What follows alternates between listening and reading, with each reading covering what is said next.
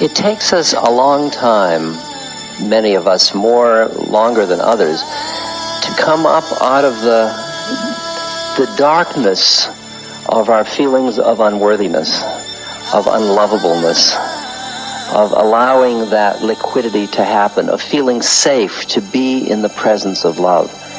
When I first experienced my guru loving me,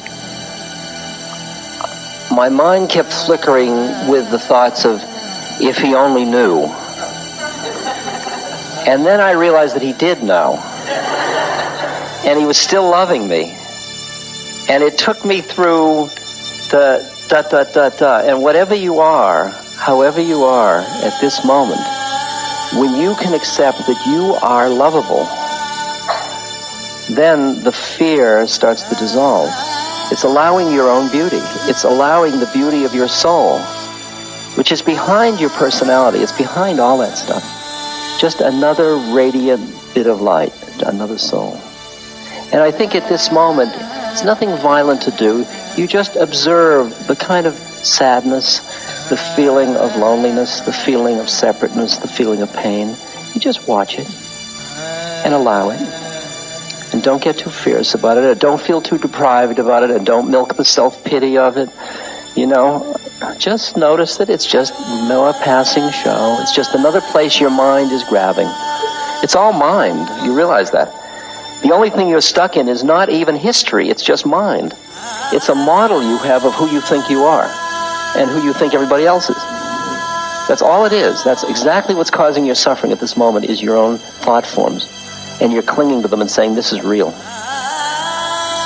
It's like somebody who sees a rope and they think it's a snake and they get frightened, and then somebody says it's just a rope, and then suddenly they're not frightened anymore. And it's as simple as that. It really is the mind. And that's finally why you're driven to work on your mind, to quiet your mind, because you see the way your personality is really just a series of thoughts that you keep investing. Like the first moment you felt the sadness or the loneliness or the emptiness or the pain, that started a whole track of, oh, this is like I've always felt in the past, and you started to build the whole storyline all over again. And at that moment, it's just, sadness. Oh, yes. Comes and goes. Because I would say that most people in this room, if you scratch the surface, you will find some residual unworthiness from just having grown up on Earth. I mean, it's interesting because you don't understand that the personality itself is rooted in fear and vulnerability. That's where the root is of it. Because you go from being, can you imagine being the baby that is everything in the universe to starting to be this little vulnerable tiny thing. And the first time you realize there are big forces and you're not them, how incredibly inadequate one must feel if you could give words to it. And every one of us has been through that moment.